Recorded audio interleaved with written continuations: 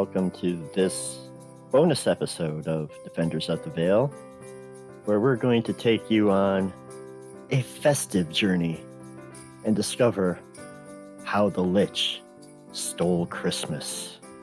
I'm Ron, your dungeon master, and with me tonight is Saul. Hi, I'm playing Gutter Snake. And we have Lewis. Hello, I am playing Braum. And then Mal is with us tonight. Yep, I'm here playing Zisan. And of course, Rick is here to round out the group. Not just round out the group, lead the group on my fighter Yugo. Awesome. Actually, Yugo probably is leading this group because I think that in lieu of a halfling in the party, that he's got family out in the small village of Hoovale. That's spelled Hoovale, so no copyright infringement. And It's populated by owl folk. you'd think that. But no, the holiday season, it brings families together, and Yugo has been invited to come back to Hoovale to see his family and to bring his friends with him. So you guys have been traveling up through the mountains, and it's been snowing on and off, but you're able to kind of, get through without too much of an issue. Yugo knows where he's going. He's been here before. And, night is starting to fall as you near the village of Hoovale, and really the only indication that it's close by is just a single plume of smoke ascending into the sky. So as you approach, enjoy this box text. Approaching the village on a cold winter night, expecting the rapture of holiday delight. The buildings were covered by a fresh blanket of snow, but something was missing. The spirits seemed low. No children were playing, no lights had been hung, no trees decked with tinsel, no songs being sung. The silence was eerie, the mood was quite dire.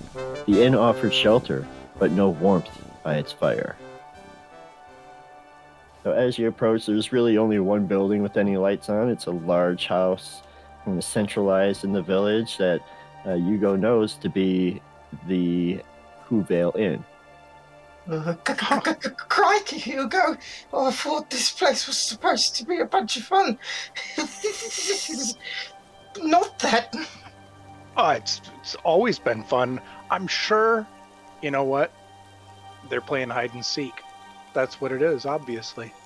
We'll just pop into the inn here. That's a great idea.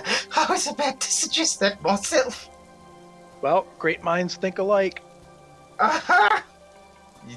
He sort of, he's got himself bundled up. Because I imagine kobolds are like cold-blooded. I don't know. That makes sense, I guess. And so he doesn't like the cold, so he's gonna, waddle his way into the inn straight away as soon as they start getting close.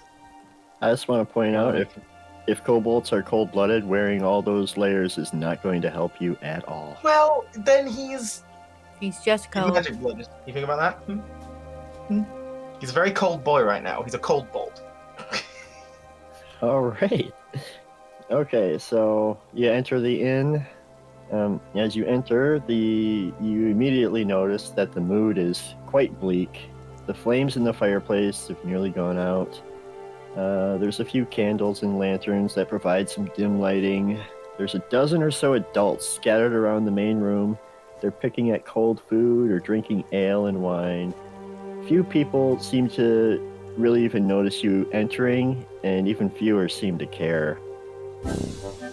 Inside, the feeling was in no way improved. The patrons were quiet, barely anyone moved. The group stepped up to the bar, asked, "What's going on?" The bartender frowned. "Our joy is all gone. The children have all been taken away by a being most foul who loathes Christmas Day." He looked around the room and lowered his voice.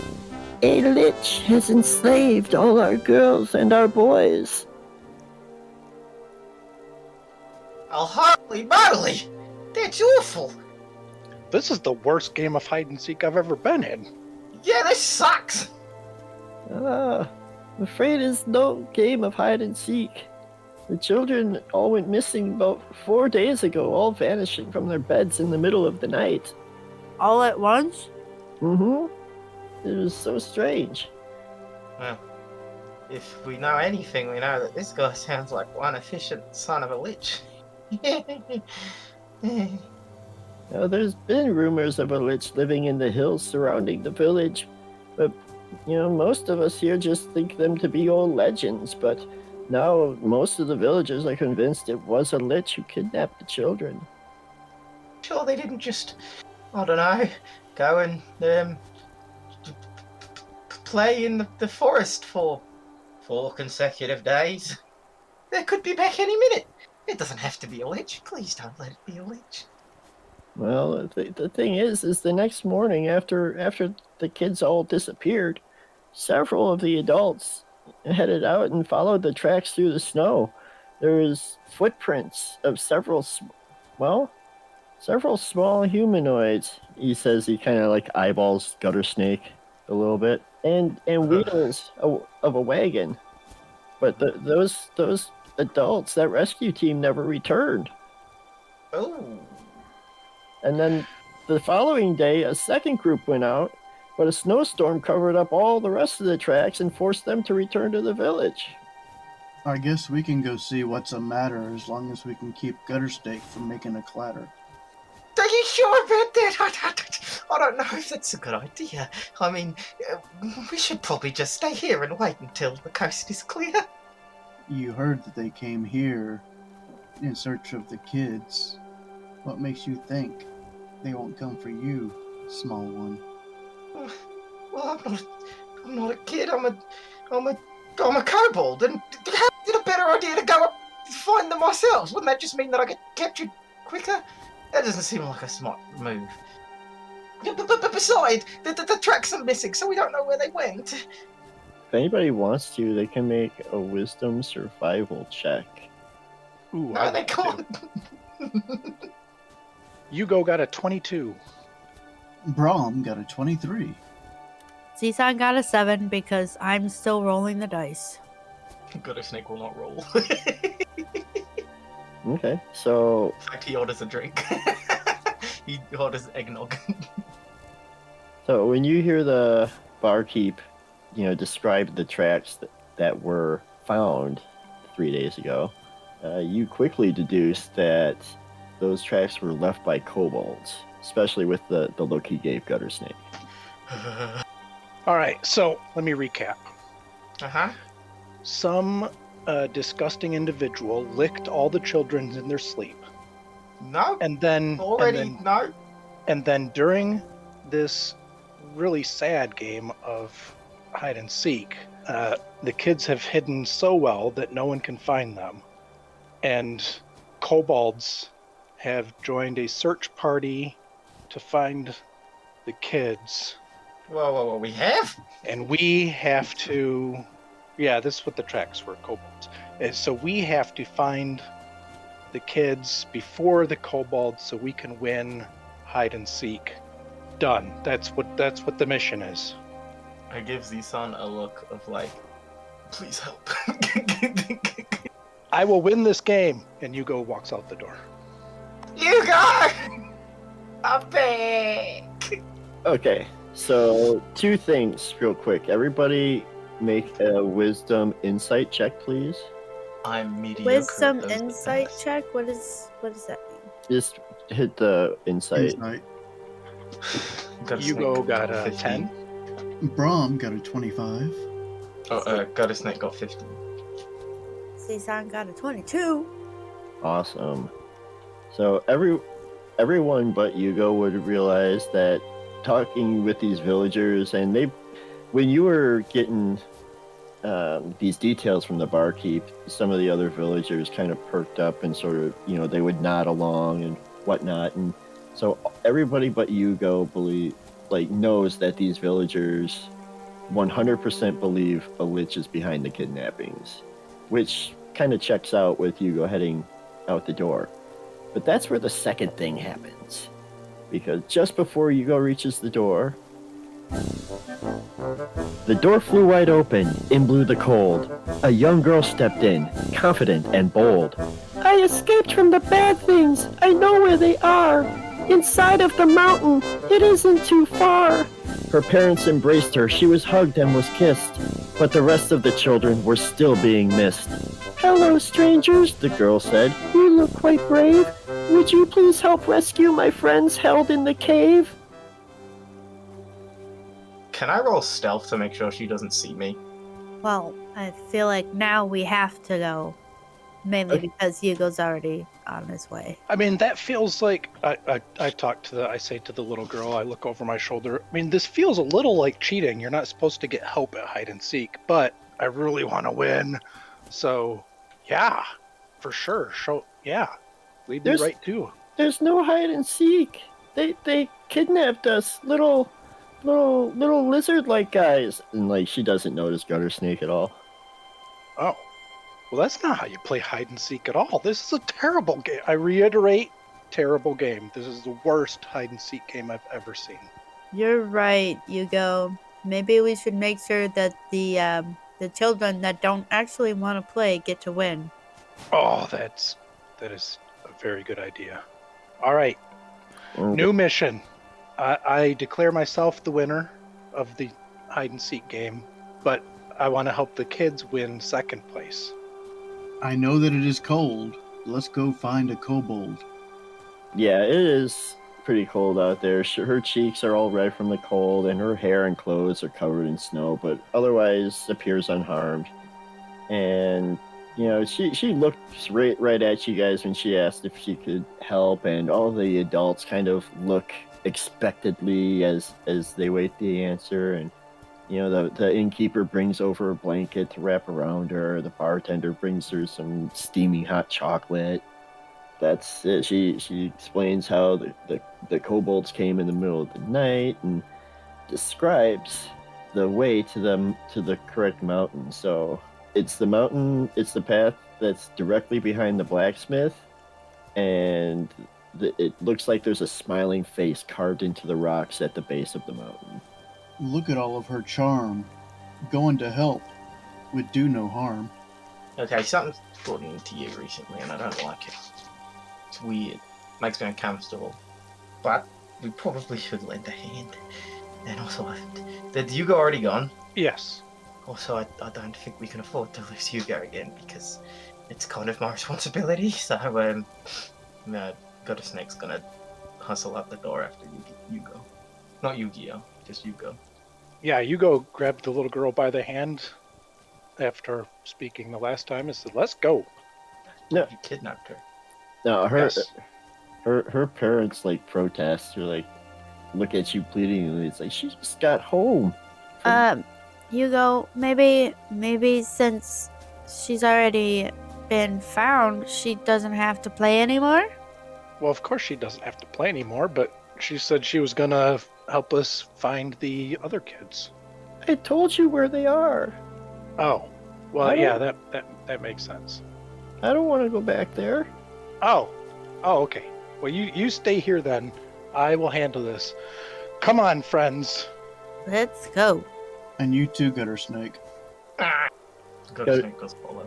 Because you crit on the stealth check, I won't make you do another one. Yeah. Like you managed to look like a halfling or something. Oh yeah, I just pulled my hood up, all my layers. I want to be bundled up in a bunch of scarves and stuff. So that'd be really cute. I might be leaving kobold-shaped tracks in the snow though. Wait, do kobolds have tails? I wipe over the tracks as I walk, so I don't look suspicious. Sure, so you guys can easily follow the guidance provided by the girl. You find the mountain that she was referring to. There's a trail that leads up the mountain without too much trouble, but as you ascend, you get about halfway. It begins to snow, and the trail becomes steeper, and as the weather worsens, the trail becomes more difficult to move through. The trail up the mountain was cold, hard, and steep. The snow from the storm was nearly knee-deep. A sharp wind blew fiercely as the group trudged along. It seemed in the distance they could hear a song, something of snowmen and wanting to build them. But the ones that appeared were trying to kill them. These snowmen were not jolly, but appeared to be bad. The look in their eyes showed they were indeed mad. Guys? So, I assume you're all traveling together. Yeah. Yeah. Go ahead and arrange yourselves within the light blue box. Am I just creating like a trench through the snow as I try and wade through it? Because I'm only a small dude. Yeah, there's totally a trench behind Gutter Snake. Yeah. So these are angry snowmen. Yes. There it is. Everyone roll initiative. Hugo got a 23. Mom got a 9. Seesaw got a 15. Gotta say, got 22. Oh, I forgot about sunlight sensitivity. It's at night. Wait, is it night? Yeah, it is nighttime. Oh, heck yeah! Okay, so that would bring Hugo up first. Remember, this is all difficult terrain. And these things are clearly aggressive. Yes, they're coming out of the snowdrifts and like shambling towards you. Well, yeah, I feel like I have to attack. Mess him up. Don't worry, I got your back. I will attack the nearest one. And if you mess up, I'll pick up the slack. Yakety yak. Rolling a natural 1 for a 13. No, for an 8. Unfortunately, that will miss. Yeah, I figured, but that's all right. I reload and fire again. I roll a natural 1, and then with my bonus action, I fire again. Okay, whew. Get a 21. 21 is gonna hit. Jeez. And I do 23 damage. That is not a great. That's like a Mallory start if I've ever seen one. Yep, rub it in. Go ahead. I know my rolls suck. I can't do anything about it. Alright, any movement or anything? Nope, I'm good. Alright, then. Gutter Snake. So they're on the same like altitude as us, right? This is just like a flat. Well, we're going up a mountain, but it's not like they have a high ground and we're on a low ground. It's like we're on the same level, or no? Yeah, you're all on the same level. Okay. I was just trying to get like a mental image of what's going on. Am I hidden or no? Roll just give me a luck check, and we'll see if you're hidden or not. D20. Yeah. 14. Okay, you're hidden. Cool beans. Then I want to shoot at the. Yeah, I want to puff out the snow and shoot at the one that we go shot. Wait, I'm not used to using these attacks. There we go. Do I have advantage? I'm hidden, right? Yeah, so he didn't give you advantage? Yeah, if it can't see me, I should have advantage against it. Yeah. Yeah, That was me. sure, go ahead. Cool. Ooh, 18. Oh, an 18's gonna hit. Cool. So that's 10 piercing damage, and then I think since I had advantage, I can roll my sneak attack, which I think is 4d6. Yes, There's a you sneaker can. button. There we go. For another 10, so 20 damage, 20 piercing damage altogether. And then I'm gonna dive into the bit of snow near me. I guess here. I'm gonna dive into it, and as a bonus action, I want to take the hide action. Okay. You can make a stealth check. 19. Alright, you're as hidden That's as my goal. you can be. The guy snake just hops out, and then puts his hand together like Scrooge McDuck and dives into the snow. Alright. It's gonna be these snowman old thingies. So this one here really only saw you go. So he's gonna move up. And swing at Hugo. Does a 12 hit? It does not. Okay, so it's going to try to swing again. How about 24? 24 does. That's going to be 11 points of slashing damage. That one shambles up to Zizan, and we'll do the same thing. No. Does a 12 hit? No. Ooh, but a natural 20 does. No. Rolled poorly on the damage dice, so it's only going to be 13 damage. Slashing. Then this snowman shambles up to Braum with its arms swinging wildly. Does an 8 hit? Nope. How about a 9? Nope. Alrighty then. Now there's one more snowman, and Gutter Snake is pretty well hidden. It's gonna go for Braum. Ooh, 25 hit? Yep. Oh, that's gonna be for 14 slashing damage. And then the second attack is a 16. Miss. Alrighty. So that's all of them. Zizan, you are up, and Braum is on deck. Zizan is going to produce flame. Ooh, on a snowman? Yes, that's a 14 to hit. A 14 does hit. Sweet, it takes 12 fire damage to its stupid snowman face. Alright, and you notice that, well, to put it in Pokemon terms, the attack is super effective. Woohoo! So does it take more than 12 damage? Yeah, the one right in front of you? Yeah, It sure looks like it. sweet. Anything else? Gonna move or anything? I don't think I'm gonna move. Can I? I think that's all I can do right now. Okay. Braum, you are up. Hugo is on deck. I am not liking this visit. I call forth my guardian of spirit. I want to cast Spirit Guardian. I thoroughly enjoy you playing along. Okay. All my friends are immune to this, but the bad guys are not. DC 17 Wisdom save, or take 9 points of damage. And that's when they start their turn, correct? Yeah. When they start or enter the thing, but they're all inside it, so. Yeah. And I am done. Hugo is up. Gutter Snake is on deck. All right. I am going to read this one last time just to make sure. Okay. I Okay. felt that. I attack the one closest to me again, hitting AC 15. That will hit. Excellent. I use a maneuver, a trip attack maneuver, to attempt to knock the target down. Okay. 1d6 damage, and if it is large or smaller, it has to make a strength saving throw or fall down. Does an 18 save. I'm sure it does, yes. Okay, so it does not get knocked down, but you do some more damage. The snowman is looking pretty beat up.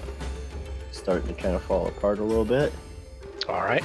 Well, I will shoot it again in the face. Hit AC 15 again for 23 damage. Okay. So, this snowman falls, and as it does, you notice something kind of peculiar. Actually, That is very debatable if Hugo notices that. okay, all of you can make this check. Make a perception or nature check. Got a 10 perception. Well, I'm going to 23. Hugo got a 1. Zizan got a nat 20, making it a 29. Hell yeah. Alright, so everyone but Gutter Snake notices this, and it's probably because he's buried in the snow. So when you were talking to the villagers and they described the first search party that went out, they described some of the members in it, and you guys all recognize this snowman, quote, to actually be one of the lost villagers from the search team, and not an evil creature. So how you want to proceed with the rest of this is up to you. But that one is knocked down and knocked out. It is not dead, it is unconscious. Yes, one foul beast down. I fire at the next one. Casual reminder that Hugo got a 1. Oh yeah, I forgot Hugo got a 1. So 23 to hit. And I add a superiority dice to try to trip it. okay, which one are you shooting at? This one next to Zison. Okay. 24 damage and a strength saving throw. That's a nat 1 on the strength save. Good. Falls down. Alright, that one is prone. Does Zizan or Brahm say anything as you go shooting what you realize to be one of the more missing villagers? Yes. Crap, I can't think of anything that rhymes real fast. The snowman are the villagers that were lost in the snow. So we might not want to let them go down. I don't know. Got it. Don't let them go.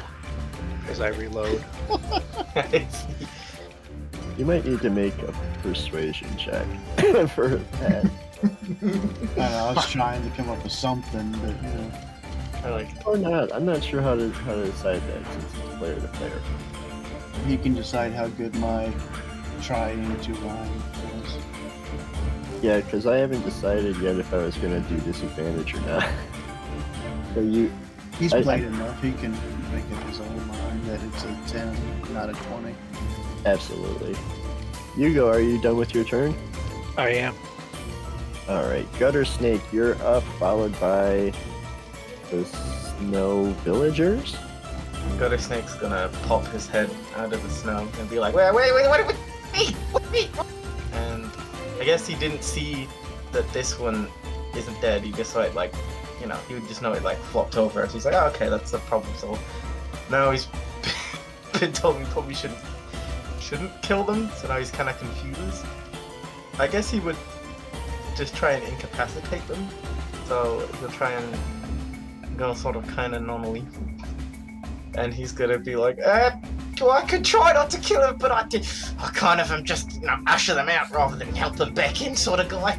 And I'm gonna leap out of the snow, jump up next to Zison, and I'm gonna use Booming Blade on this one here. Alright, make a roll. I could try and knock it out, but it might be forever. And then everyone can, well, I'll say Zizan and Brahm and Gutter Snake could all make just a straight wisdom check because Hugo hasn't realized that these are people yet. Well, I got a 24 19. for Brahm. 13 for Gutter Snake, that's appropriate. I'm assuming a 19 hits. A 19 does hit. And I'll give you a sec before you say what that damage is. Okay. Yeah, with your wisdom check, you would realize that you might be able to try to convince these people that, out of their stupor, might be able to do some suggesting, talking, persuading. I have a 9 charisma. That's fair. I think Gutter Snake would just go with the idea, well, I'll just try and knock him out.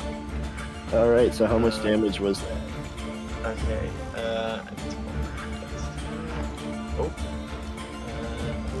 So first damage.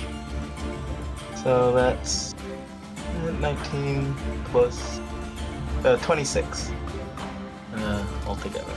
The extra damage is only for booze. And then after I hit it, I go, in retrospect, probably could just ask them nicely. And then I'm gonna bonus action disengage away. It's double movement, right? So I can move right here. Yeah. Yeah. Okay. And then that is Monsieur Snake's go. Sorry about that, fella. Didn't want to fail you. All right. So It's a DC 17 for all of them, or take 9 points of damage. Okay, and what kind of save? Wisdom. All right. So 17 for the first one, 11 for the second one, and 14 for the last one. Okay, so it's 9 points if they made it, or 4 points if they failed. And what was the DC? 17. So 1 made it, 2 failed. No, the first one made it. Right? Okay, damage has been taken. Anything else happened to him? No. Alright, so that first one is going to stand up using half of its movement. And then it can move. Oh, wow. So big. It moves to there. Actually, no, it's not going to move. Instead, it's going to chuck a couple of snowballs at Yugo. Yeah, but it's disadvantage, right? He still stood up. Well, but there's a person in melee with him. I think it's only disadvantage if he's trying to attack someone if he's trying to do No, a it's, ranged attack on It's someone. as long as there's someone in melee with you, you have a disadvantage to ranged attacks. Unless you have, like, you guys keep the crossbow expert or whatever. Correct. But yeah, it doesn't matter who you're hitting. I was gonna say, because Zissan rolled lower on the first dice anyway, so it didn't matter. Alright, so the first one is going to be a 10 to hit, Miss. and the second one is an 11. Miss. So 2 snowballs just go whizzing past, like, just inches from your face. And, like, it's just snow, but you could tell that it would have stung a bit if you got hit with it. Oh, they're packed with stones. So then the second one, this one here, is going to attack Zizan. That's a 22 and a 19 to hit. Both of them hit. And they do 6 and 7 slashing damage. I rolled a 1 and a 2. Ouch. Okay. And then the last one will attack Braum. That's an 8 and a 21 21 hits. for 7 slashing damage. That one is going to move after throwing snowballs.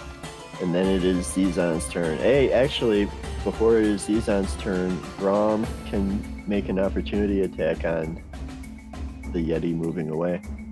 I'm going to hold it. You're Okay. gonna hold the Yeti. No, I'm going to hold my attack. Well, you give him a little squeeze, so. Yeah, maybe he'll warm up and the snow will melt off. Yeah. Alright, so then it will be Zizan's turn with Braum on deck. Zizan is going to throw fire again because it worked pretty well last time. For 19 to hit. Which does. So she's gonna hit the one that's just stood up, I guess? Yeah. The one moving away from her. Yeah. And then it's 10 fire damage. Non-lethal. Non-lethal fire. Non-lethal fire damage. I just want to toast his buns a little bit. I don't think you can do non-lethal damage with spells. You can't? Nope. It has to be melee attacks, I believe. Yeah, it's melee attacks only. Oh, well, does it die? No. Okay, then it stands. And that's it for my turn. Braum, you are up with Yuko on deck. Why don't you tell us what's the matter?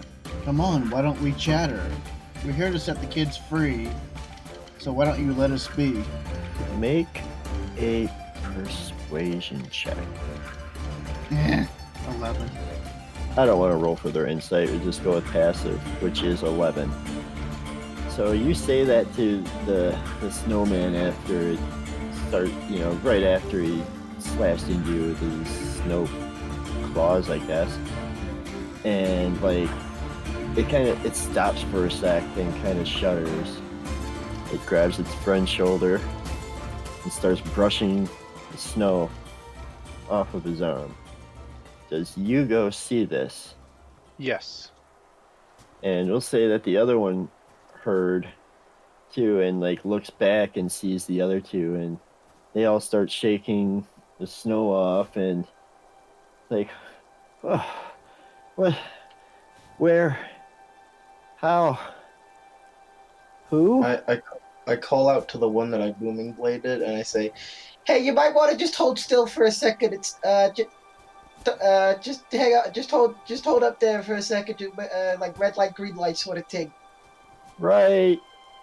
Oh. Who? Wait a second. You're one of them. He is not. I'm just a child. I'm just a little boy. Look at I had to put on a kobold suit to escape the kobolds. Yep. That's what happened. He is And now I'm disguised as here, a a kobold child. so we can infiltrate and save your children. Yeah, that's it. What he said. I'm gonna need some deception checks. I'm not very good at that. Okay, I have a 1, so I guess with me helping, you can try it and have advantage. Is that cool? Sure. Okay. Don't you have a -1 though? Yep. Well, yeah, but he started it. I was just Yeah. helping, so 14. So these guys, they're pretty shaken up from everything that's been going on. And so they kind of just nod and it's like, oh, yeah, that makes sense.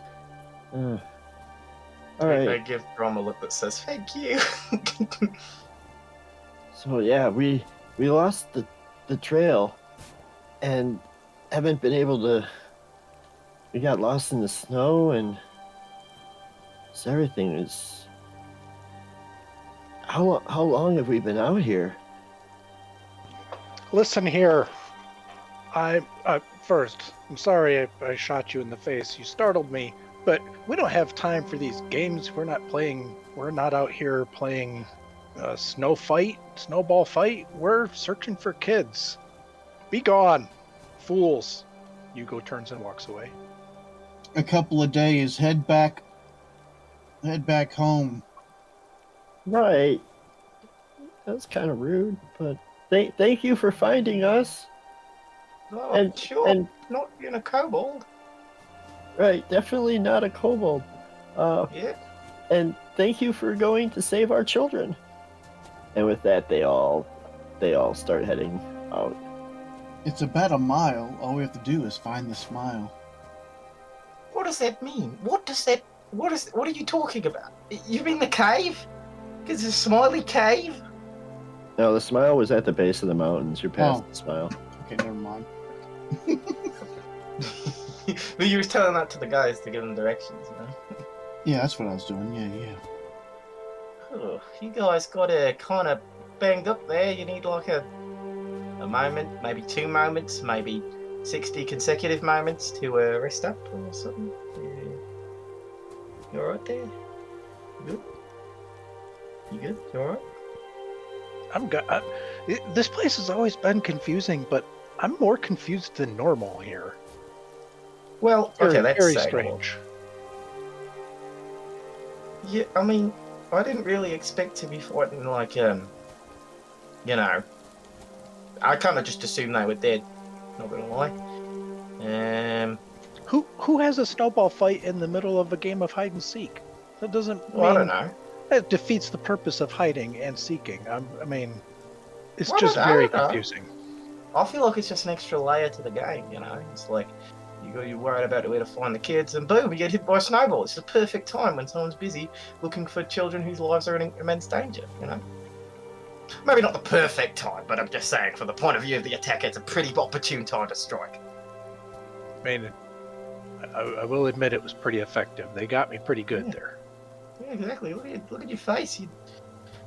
I mean, you don't look that bad. I mean, but you're okay.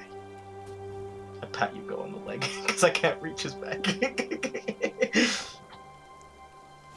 What about you guys? You saying, Rom? You okay? You need like a minute, or we good to go?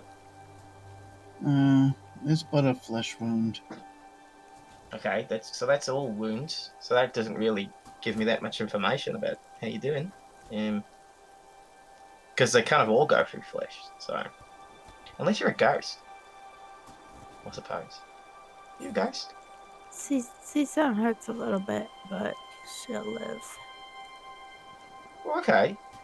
Well, if you guys are okay with it, sure. And he gives us 2 thumbs up. Brom, leans over and touches Cezanne on the shoulder. Cezanne heals 13 points. Thank you. Oh wow, bro! I don't think I've ever seen you heal someone that could ask for it. Well, it's much easier when they're already like unconscious and dying, because I'm much better at that. Okay, so taking a short rest or no? No, we're good. No, we got a game to win. True. Alright, so you ascend further up the mountain, and before too much longer, maybe like another hour or so, you reach a gaping mouth of a cave in the side of the mountain. Okay, so what we could do is dress Guttersnake up as a child, and then Guttersnake could say, "Ooh, I escaped, I'm running out." And then they come out after to get the child, and then we take them out from there. Okay. Way ahead of you. What are children like? Not being captured by kobolds, I bet. Alright, real quick. You all hear the sounds of voices and movement coming from within the cave.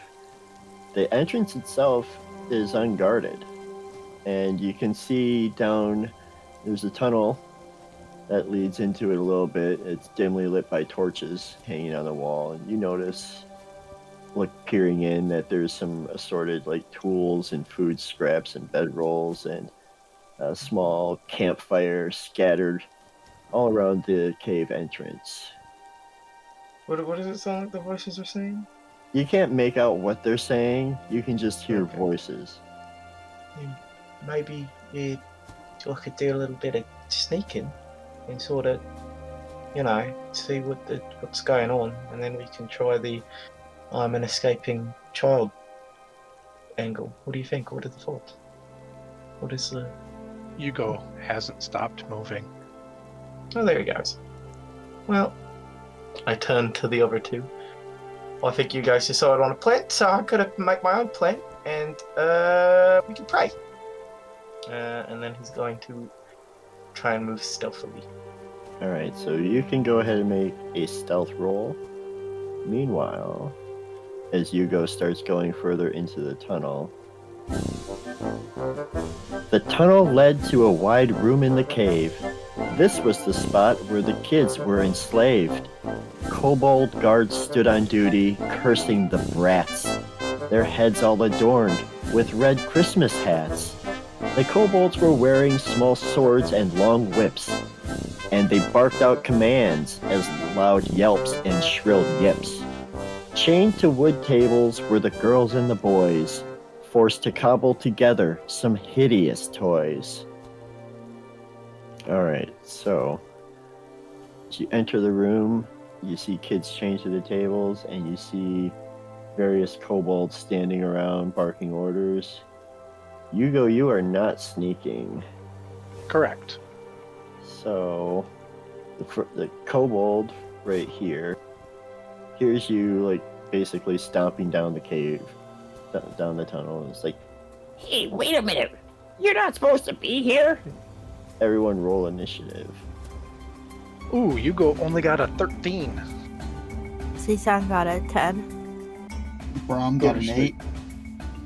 Guttersnake got a 6. Hugo answers. Says, "Do I see children chained to tables and stuff?" You do.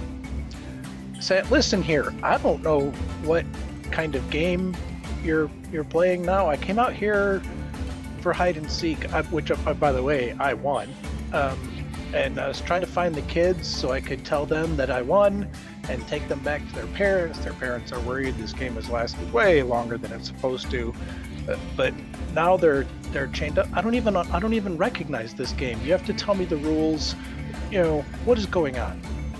This kobold is going to start rushing towards you, Hugo, and then it's going to hurl a spear at you. Oh, well, at least this is a game I recognize. Let's see, that is going to be an 11 to hit. Miss. Okay, then that is that one's turn. Alright, that one moves there. And it's going to try the same thing. Does a 21 hit. Yes, it does. Alright, you're going to take 2 piercing damage. Okay. And I'll start converging. Oh, you surprised me coming around the corner there. Surprised or not, even if I gave him advantage, he would still miss. Good. That one's just going to stay put and watch. Alright, you go. It is your turn. All right. Well, I know this game. I fire my hand crossbow at the first guy to approach me. Hitting at 18 18 hits. for 13 damage. Nice. How much does that look like it hurts him? A bit. All right. I fire again, hitting 13. 13 is going to miss. All right. I fire one last time with my bonus action. 21 21 hits. for 19 damage. Alright, this one's starting to look pretty rough. And then I'm done.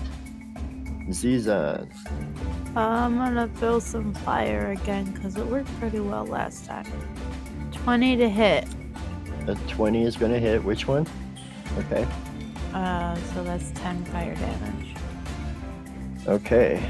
So, how much fire damage? 10 fire damage? Yes. Alright, it looks like it does about the appropriate amount of fire damage. And this kobold is looking pretty... Crispy? Well, he definitely doesn't feel pretty. Not looking very good. Okay. Anything else this turn? Nope. Yeah, you still have movement if you want. Okay, I'll move up, but I'm still staying behind Hugo. Alright, then that's going to go to Braum. Gutter Snake is on deck. Okay, I'm going to spiritual weapon. I'm putting it here. He's going to attack that one. 19 to hit for 9 damage. Which one? Alright, that one's dead. And I am going to shoot this one with my vicious crossbow. Yeah, so how does it look when the spiritual weapon kills that first kobold? The spiritual weapon is actually a gravestone. It appears up there and it basically just comes down and decks him from above and just smashes his head in. Okay, that's fun. So the 16 is going to hit. For 4 damage. That's too bad. Gonna move. Any bonus actions? Oh, you did a bonus. Nope, I'm good. Gutter Snake is up with more kobolds coming at you. Howdy, howdy. Okay, so I don't think I'm actually hidden from these guys because I can't be lightly obscured because they have dark vision. Does it look like they've clocked me? Make a perception check. 22. Yeah, they can see you. Okay. Use a performance to say, hey, I'm one of you. I'm going to come up here and hit this guy, and then just turn around and accidentally hit this guy. I do still have that -1 charisma, and I don't think Gutter Snake is that smart. I think Gutter Snake is just gonna do a little bit of violence. He's gonna run up to this guy, and I'm gonna do a Blooming Blade attack. 21 to hit. It certainly does. He takes 7 piercing damage, and then he takes 3, I think it's thunder damage. And then if he moves before the end of or before the start of my next turn, I think, he takes 6 more damage. And then I'm gonna bonus action move back behind Hugo with disengage. And basically, what Gutter Snake does is he runs up, he goes, "It's really awkward, but you gotta kidnap some kids!" And then stab him, and then waddle back behind Hugo. And then I'll sort of pat Hugo and be like, "Go get him, chimp! Shoot those kobolds, but not this one. Just remember, we're still friends." So if he chooses to get his skedaddle on. He's gonna get a nasty surprise. Awesome. Alright, you're done then, right? I am indeed. Let's see, this one here. Alright, it's going to try to attack Hugo with his sling. Does a 10 hit Hugo? Does not. Alright. Another one comes out. And that one will attempt the same thing. Does a 14 hit Hugo? Does not. Okay. That's it for them. And then it's back to the first group of kobolds. So this one's about to move. And then takes 6 damage. Yes. He just sort of like there's a little, like when you get static, like when you've been rubbing your feet on the floor and there's some static, it just sort of like zaps them. Takes 6 more damage. Alright, so that one is going to go ahead and attack Hugo. Does an 11 hit? No. How about an 18? No. Okay. So this kobold like pulls another spear like off his back and starts like trying to stab Hugo, but is more or less just flailing at him. That one can only get there. It doesn't want to throw its last spear, so it's going to dash to there, and that one will dash to there. And Hugo, it is your turn with Zizan on deck. All right. Well, the one that first approached me. That one's dead. No, I mean, were 2 melee and tried to hit me. Got it. 23 to hit for 21 damage. Which hits, and he's looking pretty rough. I'll hit him again. Ooh, crit. How do you finish this one? I just press the hand crossbow right up to his forehead and pull the trigger. And then I quickly pull it back, reload, and fire at the next one. Perfect. 16 to hit the one to my right, the one in front of Zizan, for 22 damage. 16 hits. Okay, you don't need to have so much fun killing more people. This is a game I know. It's not a game! I mean, it feels like a game. He's playing tag. Is that your turn? Yes, I'm done. Zizan is up with Braum on deck. Zizan is going to use a hand axe to slash at the one that is far too close for comfort. So 21 to hit with 3 slashing damage. Oh, you hit it. Anything else? I don't know if I have any bonus actions. Is everyone feeling okay or ouchy? I feel fine. Our enemy seems to be a little ouchy. I Alright. mean, physically I'm okay. Okay, then Zizan's turn is over. Braum is up with Gutter Snake on deck. Spiritual weapon moves up to that one. And 23 to hit for 13 damage. How do you kill that kobold? Yep. I'm gonna have to keep this gravestone. The gravestone just goes up and just smacks it upside the head again. Perfect. And then Braum's going to shoot that one with his crossbow. 22 to hit for awesome 3 damage. Okay. Anything else? No. Gutter Snake, you're up. Where are the kids, by the way? The kids are all chained to the tables. Okay, which of the kobolds enemy looks worse? The one right in front of Zizan. Okay, I'm going to Booming Blade that one. And since I have allies within 5 feet, I get advantage because I'm a kobold. 22 to hit, which is 29 damage on this guy next. So again, I pull out I have my short sword out and I thrust him and I go, really, this doesn't feel good.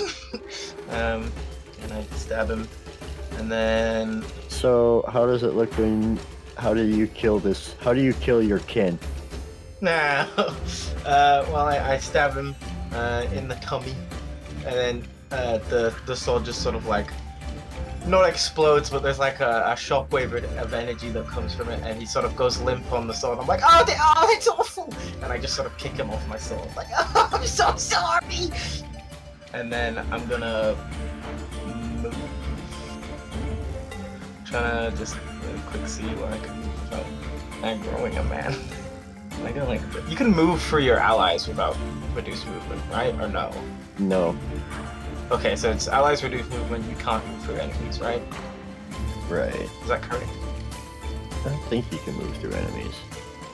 I'm gonna assume that's how it is. So I wouldn't be able to get there. I'd be able to get there. Okay. I would like to move like this, so I don't provoke an attack of opportunity. Since it's 15 foot, 25 foot, 30. Okay, I see. I see the tables and stuff now. Then I would like to use a bonus action to dash, and I want to. How many kids are around each table? Is it like a lot? Yeah, there's like a bunch. Okay, I don't use my have any. bonus action to run up here, and I'm gonna sort of. I want to jump on the table. Can I do that with all the kids in the way? I step on a child to get on the table. Absolutely. Okay, cool. I scramble up on the table, and I look at this kobold, and I say, "Hey, you! Oh, I'm the king of the castle now, so you better stop kidnapping children. That's really messed up, man." And that's my go. Alright, that kobold just kind of sneers at you like, You're one of us. What the heck, man? Oh, I'll never be one of you freaks, you little creeps. Oh, you're a weird guy. Gutter Snake, you can make an attack of opportunity against him as he moves out of your... Yeah. Do these children... I'm not going to ask if these children count as my allies, because I think they count as incapacitated. 21! 21 hits. Heck yeah. That's 6 piercing damage. Can't sneak attack him because I don't have advantage, but the want to is there. I give him a little jab as he tries to scoot away. Yeah, you better run. Your sword finds purchase in the moving away kobold. Yeah, better. That one's going to move to right there. And it's going to use a weird weapon invention. Alright, this is fun. So the kobold throws a small basket into a 5-foot square space within 20 feet of it, and a swarm of centipedes appears. That's gross. Nope, don't like that. So there's a swarm of centipedes called millipedes. It's a swarm of peats. And that's it for that kobold. This kobold is going to attack Hugo. This kobold attacks and now has advantage because of pack tactics. That's rude. Really rude. Why would a kobold do this? So that's a 22 and a 22. Yeah, those both He's hit. consistent. So that'll be 3 piercing damage and 2 piercing damage. And that's it for that kobold. Hugo, you are up. All right, the one that just hit me. That's my target. Okay. 24 for 22 damage. Then I fire again, 23 for 23 damage. How does it look when you kill this kobold? Oh, I'm distracted because there's gross things behind me. So I just kind of keep peeking back and forth between the front and the back, and just kind of fire across my body and poke it before reloading and rolling a 22 on the next one for 22 damage. And who's that attack on? The next kobold. Alright, that one dies also. Oh yeah. And then I don't like the centipedes, so I'm gonna move away from them. Okay. So as you move away, they do get to make an opportunity attack. Oh. It's too bad they didn't have advantage because they would have crit. That's a 7.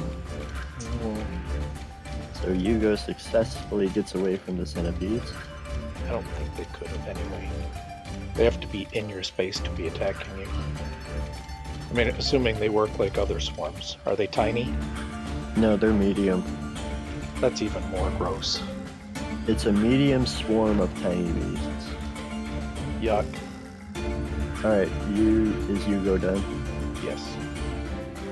Now the centipedes get to go. And look, there's a Zizan. Ew, no. Oh, it does say reach 0, so I guess they would have to be in the space. Yeah, it's how swarms normally work. They move into your space and then swarm over you. Gross. Zizan is being swarmed by centipedes. Ew, I don't like it. Does a 13 hit. No. Alright, so they're trying to bite at you, and you can feel them, but they're not doing any damage. Gross. They're Alright. getting mouthfuls of fur. Zizan, you're up with Braum on deck. Zizan's gonna go back to fire and throw it around her feet and then try and get out of the square where the bugs are. It's a 29 that's a crit success with 18 damage. Oh yeah, you really did a number on that swarm. Good. Make him dead. It's like you killed like more than half of those centipedes. The swarm looks really small now. Yeah, I feel better. Still grossed out, but I feel better. Braum, you're up. Gutter Snake is on deck. Okay, move my spiritual gravestone 20 feet, and I'm going to try to smash 15 to hit Which does hit. for 7 demulge of radiant. Oh, force damage. Oh yeah, that is force. Okay, yep. And you smash the centipedes to smithereens. And that's it. The combat has concluded.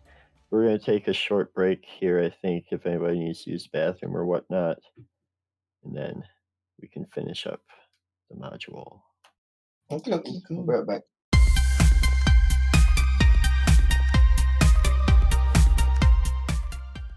Welcome to our merry mid-roll. I'm sorry. I'm so sorry. They made me say it. Anyways. Yeah, okay. I get it. We're 3/4 of the way through February, and we are releasing a holiday episode. Deal with it. So you might have noticed that releases have become a little more sporadic at the moment. Real life happened to a lot of us in many different ways over the past few months, and things had to be dealt with in the real world. So unfortunately, we kind of had to put things on pause here. We are slowly working on rebuilding our backlog of episodes, and yes, we are still currently recording. So fear not, guildies. Soon, regular releases of Defenders of the Veil will be happening again. Just give us a little bit of time, and we thank you for your patience. I don't really have anything else to talk about here.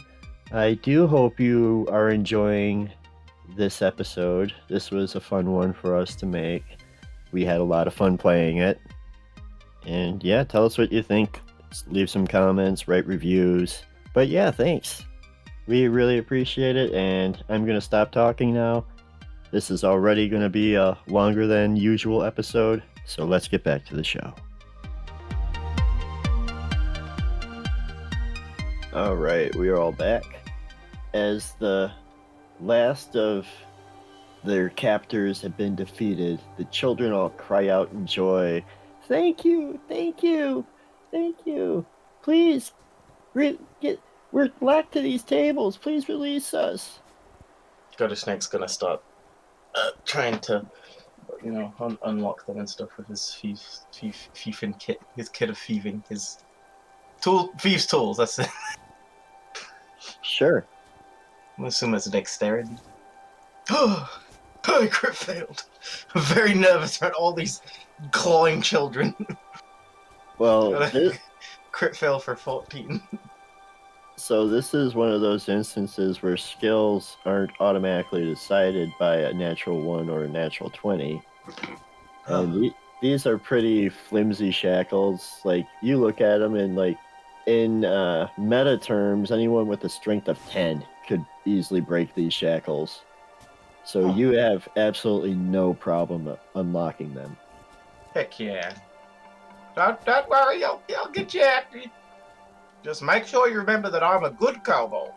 And not all kobolds will kidnap children, but most of them will. So still be careful. I'm not helping. Thank you, I think. Yeah. Kid, I'm gonna call you Johnny. Alright, Johnny. Have you out in a jiff? My name is Steve. Well, I was close enough. Alright, so you're able to quickly go around the room and, like, you know, there's a fire in the middle which is lighting up the place. And you see, you know, there's kids, you know, shackled to all these tables. You have no problem unlocking them. And you see a door at the far end of the cave. And on the door is a string of lights. A string of bright lights hangs next to the door. You must get inside and settle the score. No handle or knob can be seen at all. There must be something about those lights on the wall. Remove the wrong bulb, a young child yells. That's how you get in, and it's where the Lich dwells. I mean, you don't know if that'll work, kid. I mean, we don't have to go and deal with a lich. So we have to figure out which bulb. Yes. So you have to remove the wrong bulb. Hey there, sorry to butt in again. I just wanted to give you guys a quick description of the string of lights, as we did not really include it in the episode as it was more of a visual thing. So the lights are from top to bottom: green, red, blue, white, yellow, green, red, red, green, white, blue, green, yellow, red, red, blue, green, green, blue, red, yellow, white, red, green. If you could figure out the incorrect ball before my lovely players do, congratulations. Maybe I'll butt in later with the solution. Bye-bye. Anybody wants any hints or tips? We can make perception, investigation. Yeah, perception or investigation checks. Chisan got a 21 with perception. Hugo got a 15 perception. Ron got a 14. Got a snake, I got a 16. Alright, so let's see. Perception. Everybody did perception. So you realize, you all realize that it doesn't matter what side of the string the bulbs are on. That's irrelevant to the solution. Oh, crap. Okay. And let's see. And everybody notices this also. You get the idea that if you touch a correctly positioned bulb, that you will be shocked. As you can kind of see a little bit of like energies kind of sparking off of the whole string of lights. Does anyone want to try investigation checks? I will. Brom got a 9. Zisan got a 5. Hugo got a 12. Got a snake off freak. Well, okay, Hugo, you actually notice that there are 2 different patterns of lights on this string of lights. Hugo, do you go to grab that bulb? No, I'm just marking it for... I grabbed that bulb. That bulb right there? Yep. Okay. There's a tense moment as you grab the bulb, and it pops out of the string of lights. Holy shit, first time around. All right, sorry, last time. The solution is the 16th bulb from the top. It is a blue bulb. That is the bulb that they pulled. The door slides open, Wait, I'll take it back. and as the door slides open, Can I be behind this table? Is that okay? While you're working on that, Hugo says, I knew it was that one. Blue is my favorite color. That was the first blue one I saw. Your favorite color is blue? Yeah. Blue guy. Well, I mean, my other favorite color is green. And well, I like red too. What's your least favorite color? Probably blue. Okay, well, I'm not sure. I agree. Or green. Or red, maybe. Okay, yep, that is, yep.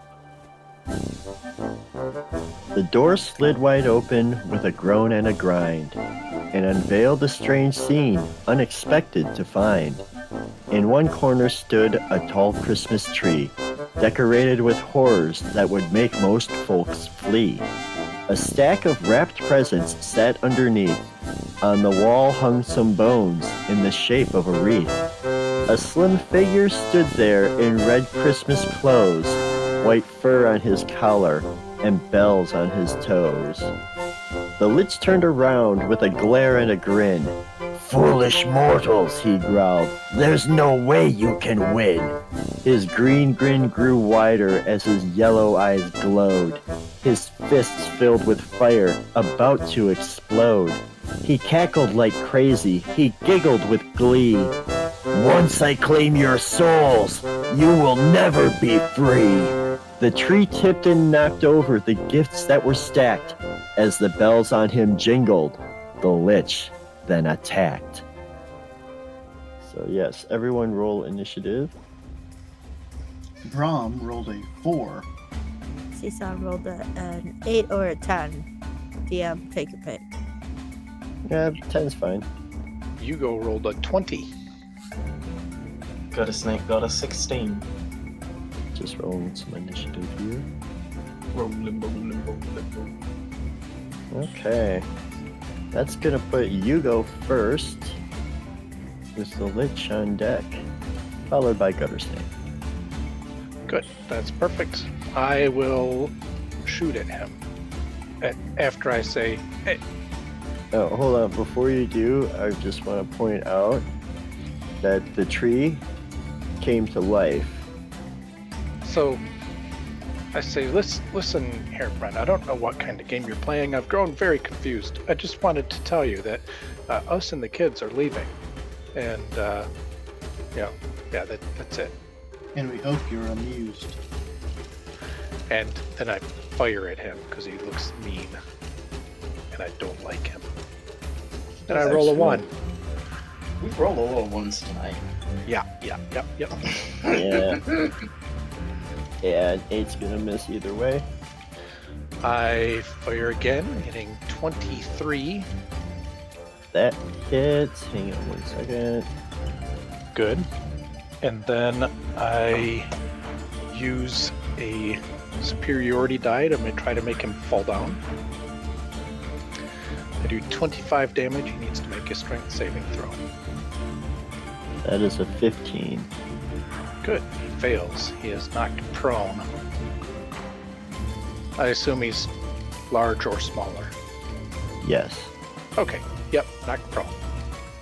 And then, because he's prone, I action surge to do my attack action again. 21 will hit. All right. I forgot to take the superiority dice off there, so it's 19 damage total. Okay. And then I attack again. 18 to hit. 18 does hit. Good. 19 more damage. All right. And then finally, my bonus action attack. 25 to hit. For 23 more damage. Okay. So, like, this guy, the Lich is on the ground and just bolt after bolt is being pelted into him. And one of these bolts hits him square in the jaw, and as it does, his face, or what appears to be his face, cracks in half, revealing it's not a Lich at all, but just some angry, evil miser who apparently hates Christmas, and like he sneers at you before his turn begins. Do you have anything else for this turn? No, that's it. Is that not enough? I would hope that's enough. Okay. All right. Yeah, I'm done then. Can't wait for Hugo to stop trying. Jeez. Come on, Hugo. Pick it up. All right, so now for the quote Lich. All right, so he's gonna get up and go to here, and he's going to cast Lightning Bolt.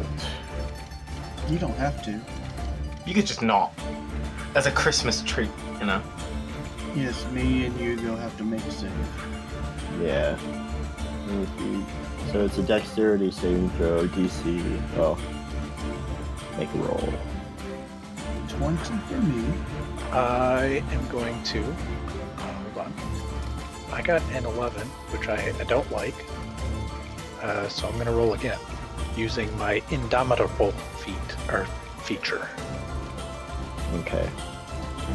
There we go. 26. All right, you both save. So it would have been 44 lightning damage. So yep, 22 for you both. He's then going to back up there. And it would be Gutter Snake. Okay, so I just saw a beam of lightning shoot out of the room. So Gutter Snake tentatively is going to start making his way towards. Oh, is that a little bit of a quote unquote Lich I see back there? What's he doing over there? Okay. That was 15 foot. You talking about the big one? No, that's the tweet. Yeah. Yeah, it's alive. Yeah, well, you know. Trees Can't were see the little. Lich. I would like to shoot the only thing that I can see, which is the tree. Alright. Sure. Gutter Snake's gonna be like, this is kind of weird. I've never shot a tree. But, you know, stick to what works. I'll go for the knee. He goes for the foot. Whoa! That's 40 40. damage. Yeah, 40 piercing damage. On the tree. And Okay. then... So you hit it, and like your arrow sticks in there pretty well, but it like doesn't really react to it too much. Well, you know, I'm shooting a tree. I don't know what else I could provide to that. I mean, you took off a nice chunk of bark, but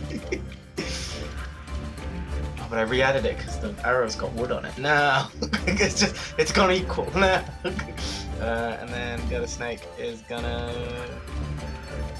I really want to move in that room, but I don't think Gutter Snake would, so I'm gonna move here. And can I hide? Because I can see the tree from here, but can I like press myself up against the wall and hide from it? yeah, you can make a stealth check.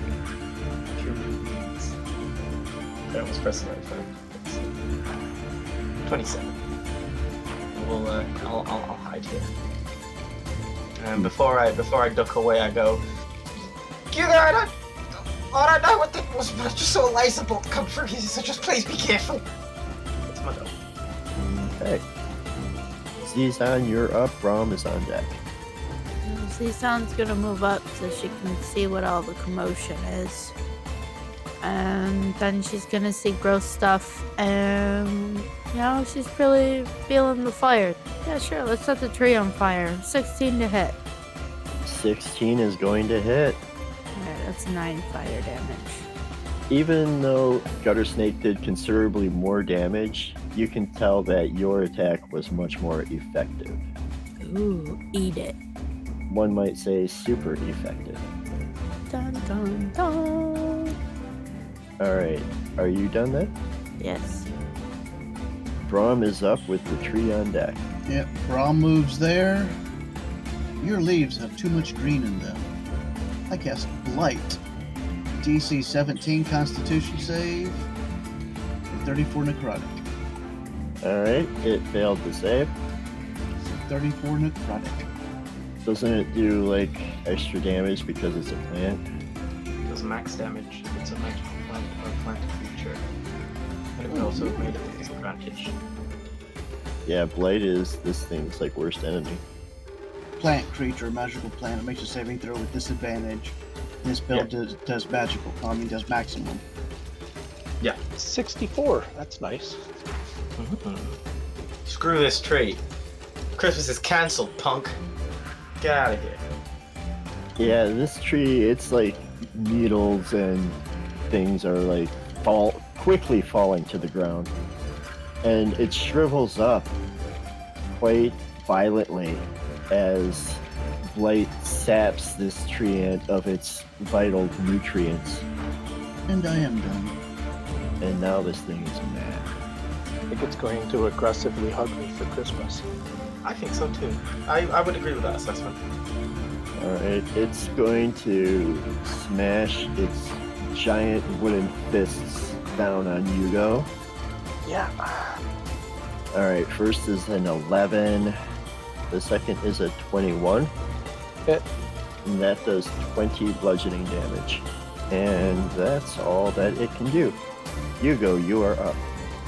Actually, it's going to move to block the passageway. And now you are up. I guess I will drop my hand crossbow and pull out my hand axe. I'm going to try to cut this tree down. Very appropriate. Why can't you hold the bow? A 12 is not enough to hit. I try again and roll another 12. Look at that. And then I'm done. Okay. Now the Archmage doesn't seem. So that guy pokes out. And a big old tree's blocking his view. I'll go. True. So he disappears and then reappears in a shimmer next to Yugo and Zizan. And then he reaches out to Yugo with a shocking grasp, hitting armor class 19. That hits. So that's going to do 18 lightning damage. And on a hit, the target cannot take reactions until the start of its next turn. Okay. He knows he's going to get hit if he tries. Well, actually, he's going to try to move away. So Yugo and Zizan could take opportunity attacks on him. Yugo can't. But Oh, yeah. Zizan can. Yugo can't, but Zizan can. Crit, Zizan, crit, Zizan. I'm see this hand axe. 14 to hit. 14 is going to miss. Well, poop. Okay. Okay. Yugo, your crossbow is a magic, right? Yes. Alright. So he moves away. Try to get around his buddy. That's his go. Gutter Snake, you're up. Zizan is on deck. Okay. I turn to look at Brom, and I go, "Just like I did. Remember I did it for Christmas." I'm gonna run into the room, past Zizan, like this, and I'm gonna make a... Yeah, I'll just make a normal short sword attack against the not Lich. Oh! Oh! To do a booming blade, but I said a normal short sword attack. Crit happens. Yup. Well, that's fortunate but very unfortunate. Whatever. I didn't say move away, so it's just a normal short sword attack. For 13? Yeah, 13 damage. And then I bonus action. Well, I guess I drop my bow. And then bonus action, I pull out a flask of oil, and I want to try and splash it on the tree. Which I think is an improvised weapon attack. I don't really know how to do those. I don't So- think I'm proficient with them, so I think I just do strength on a d20. Yeah. Okay. So 15 to hit the tree. You're just shy. Just a bit Dang. outside. Well, I don't know where the oil goes, but I splashed it in the direction of the tree. I don't know how I missed a freaking tree. You ended up throwing it in between the tree and the Lich. Okay, and then I end my turn here. Zizan is up with Braum on deck. Zizan would like to throw more fire at the tree. Absolutely. 28 to hit with 9 fire damage. So, what does it look like when this tree ant quickly just like bursts into flame and ash and cinders? I'm picturing like an old horror sci-fi flick where somebody gets like a surprised look on their face and then their head explodes. Kind of like that, but with more fire. Scary Awesome. stuff. Hell yeah. Alright, anything else this time? Nope. Braum, you are up. Hugo is on deck. I doubt it. I moved to there. DC 17 Constitution save for another blight on the Arch Mage for 37 points of necrotic. He got a nat 1. Nice. And much like how the tree had shriveled up, he shrivels up into a blackened, twisting vine of a man who much resembles the now charred and smoking Christmas tree beside him. He now looks like the Lich you pretended to be.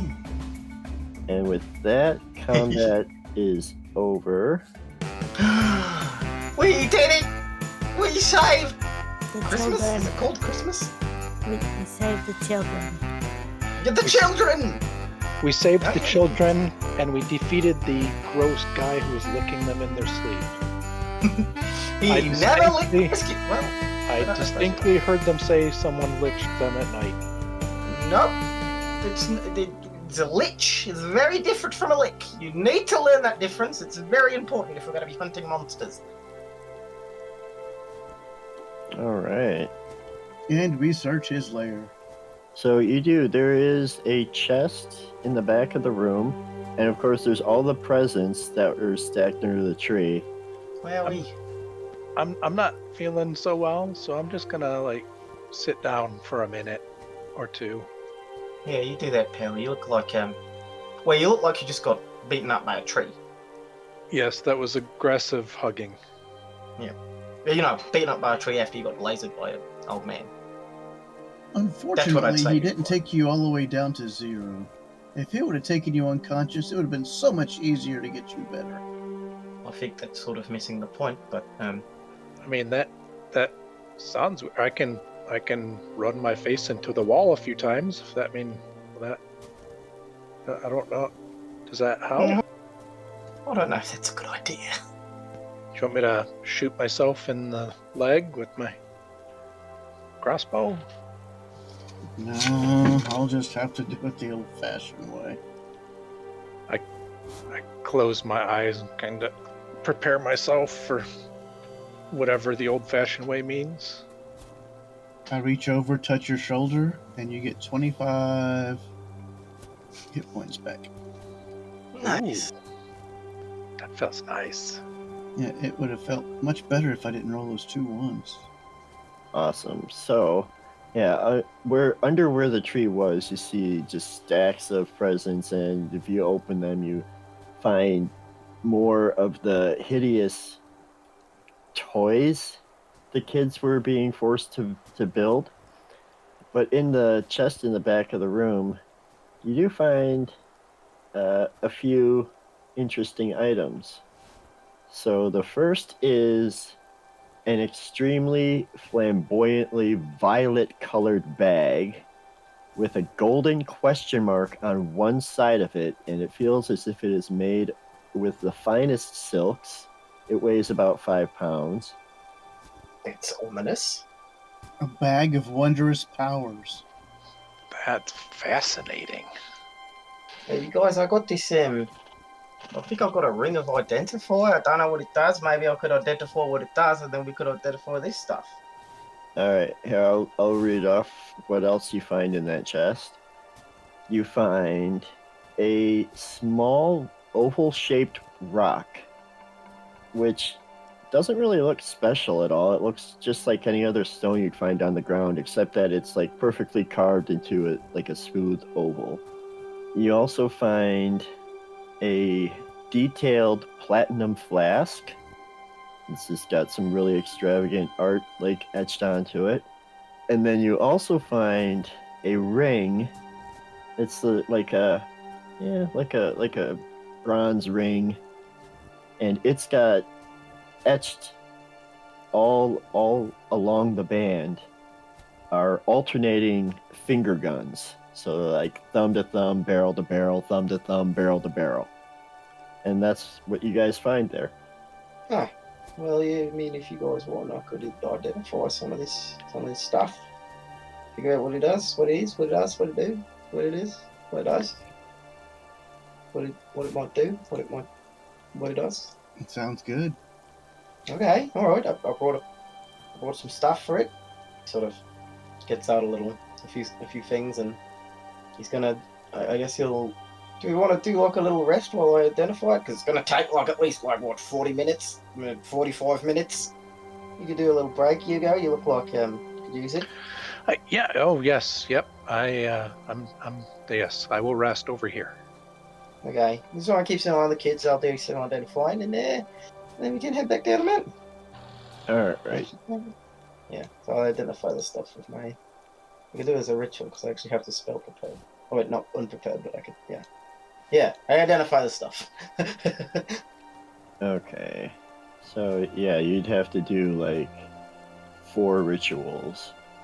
Yeah.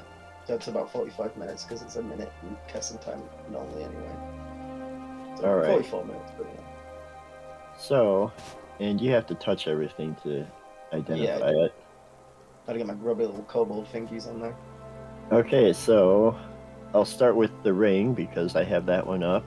This is a ring of finger guns. Oh. Now, let me read this description to you because it is silly. You lock eyes with Todd from accounting. Between the two of you is the last cruller. It glistens with a sugary glaze. Your fingers point forward and you raise your thumb. A moment passes. Todd reaches for the cruller. You drop your thumb and he's blasted across the room. You blow smoke from the tip of your finger. It didn't have to end this way, Todd. We could have shared that cruller. You take a bite. Delicious. Putting on the ring of finger guns allows you to shoot 1 dart of a magic missile from your fingers, dealing 1d4 plus 1 force damage to a creature within 120 feet. You can shoot a magic dart as either an action or a bonus action. The ring of finger guns contains 3 charges for magic darts, and those charges are regained at midnight. You must make pew pew or similar gunshot noises for the ring of finger guns to activate. That's brilliant. That's awesome. I like that a lot. I like that. Alright, so we got the ring of finger guns. That's a great one. Okay, on to the flask. This is a flask of perpetual booze. Oh! It is Christmas. This detailed platinum flask is enchanted to contain a magical source of fairly strong alcohol. When opened and poured, this flask produces up to 1 gallon of dark, brackish whiskey. Once emptied, the flask refills in 1 hour. Any whiskey poured from this flask that isn't consumed within 8 hours turns into brine. Next, the purple bag, the violet bag, the bag of wondrous randomization. That was close. So yeah, as I described, you already have that. So looking inside the bag reveals nothing. You only see an empty bag. How does identify work? Do you know all the properties? I learned its properties and how to use it. It says, if it is a magic item or some other magic-imbued object, that you learn its properties and how to use them, whether it requires attunement to use, and how many charges it has. All right, so you know that you can't put anything inside of this bag. You can try to, but if you look inside, there's nothing. But if you reach inside the bag, you also feel nothing. But when you remove your hand from the bag, an object or creature randomly chosen from a table is in your hand, or it falls to the ground if it's a creature. That's awesome. It's gonna And be a it's centipede again. a D100 roll. Nice. Oh. So it truly is a thing of randomization. He's a random grab bag. And the rock is a mundane rock. He's a rock. It's just a Can I rock. have the rock? You can have the rock. Oh, actually, yeah, that's not up to me. Okay, guys, we got some cool stuff here. This is the little ring. You put it on your finger. You make a pew pew. I don't wait. I hold it away from my finger when I make the pew pew sound. You make a pew pew sound, and it shoots a laser at whoever you pew pew. Do that a few times a day. That's fun. That's cool. So if anyone wants to shoot lasers, it's fun and cool. Should not give that to a child. This, a lot of whiskey, endless whiskey. So maybe Z-Son like that. I don't know. Otherwise, what was the last thing? Oh, the bag. Bag of awesome. Here's a little bag. You put your hand in, you pull some cool out, and without thinking, to do the demonstration, he puts his hand in and pulls it out. Awesome. Why don't you roll a D100? Okie dokie. Come on, roll a 100 because that's always the best. Got a 69. Let's go. Okay, you can't beat that. Let's go. All right. What do I pull out of this bag? It's been orb of annihilation. Okay. Gutter Snake, make a Constitution save. Okay. Okay. I like where this is going. Really good at those. Oh my gosh. 12. All right. So, as you pull your hand out of the bag, a venomous insect stings you and flies away. Ah!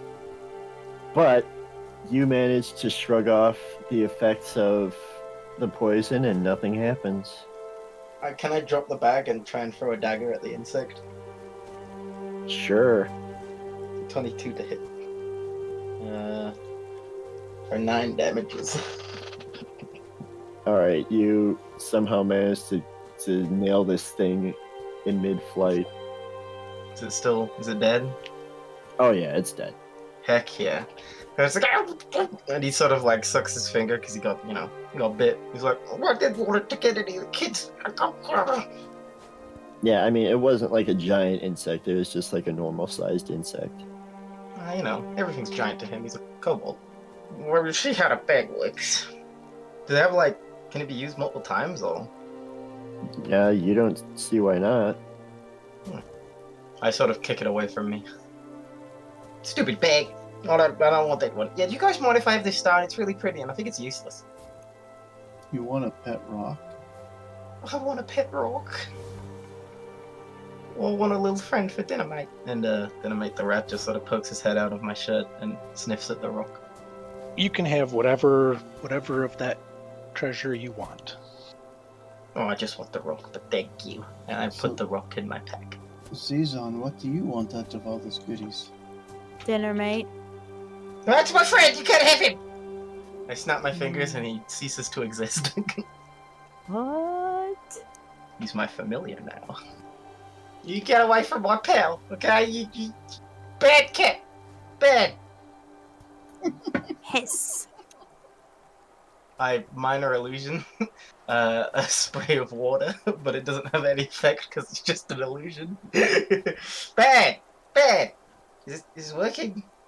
Yes. I gotta take that as a yes. Good job, Dynamite. But I will, yeah, I will leave the other loot on the floor in front of me. Useless little rock I stole from a dead guy. What do you do with that rock?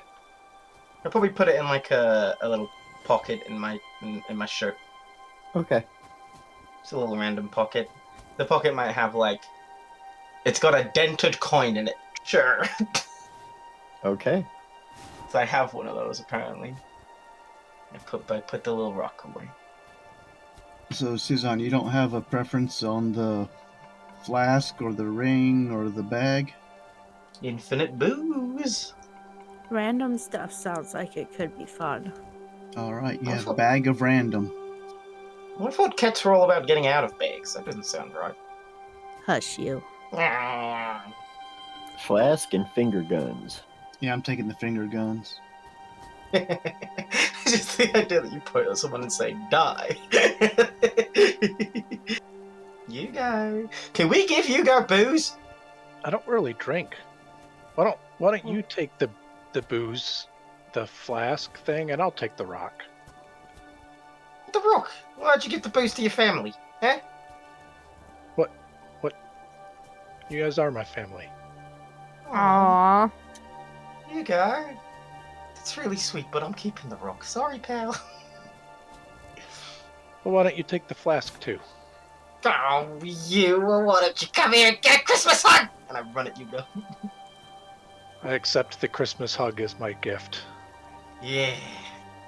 And with the scene, we see him up there running up there, Christmas hug, and he hugs them, and it fades to black. And some kind of music blares, because that would be a perfect ending for that. All right. So you killed the Lich, quote. Yeah. You saved the kids. So you returned to the town, and I don't know why they didn't give me a fun rhyme for that, because, talk about dropping the ball there.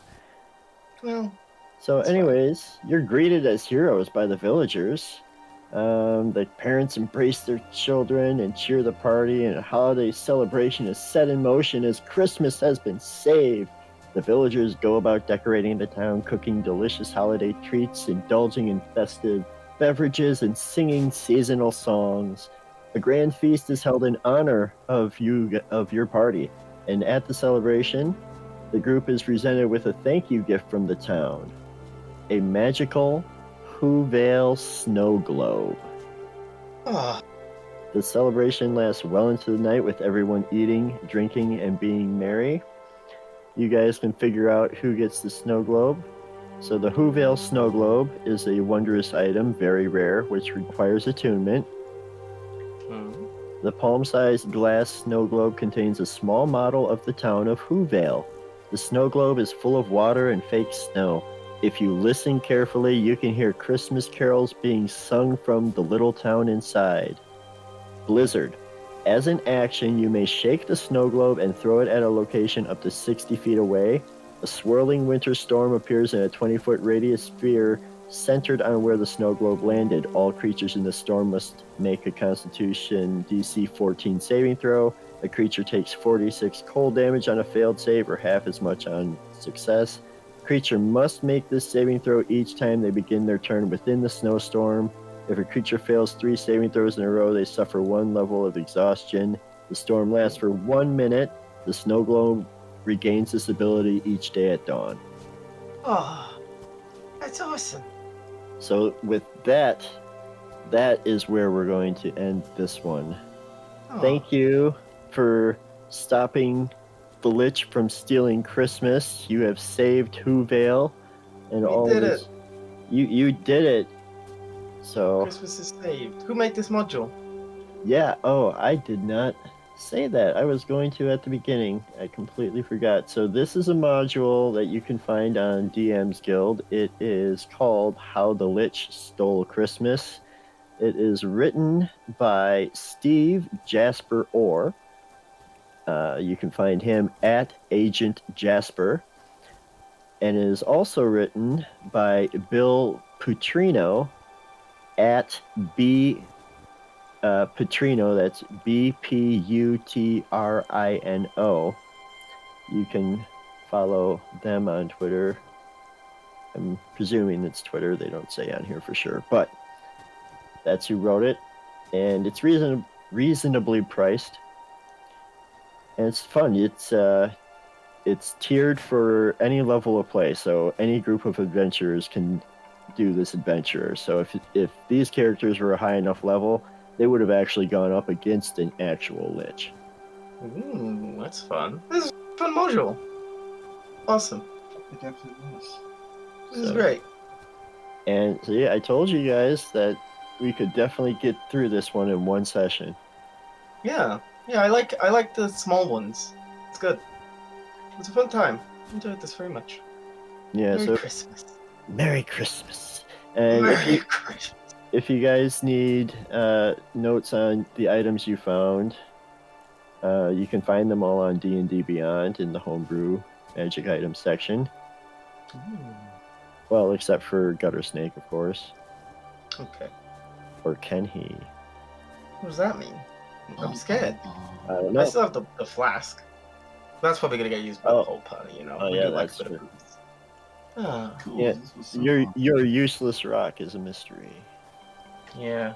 I labeled it useless little rock I stole from a dead guy. So As you do that and you put it back in your pocket, you swear you feel something beat you against your chest. something what? You feel like something hits you in your, like, whatever pocket that's in, you feel Yeah. like something just, like, hits you quick. Ow! If I put my hand in, does something happen? No. Just a weird sensation. Okay. I'm gonna get gaslit by a rock now. Okay. Well, go to Snake, I'll forget about it for now. It's probably fine. Yeah, it's totally fine. It's just a rock. What could the problem be?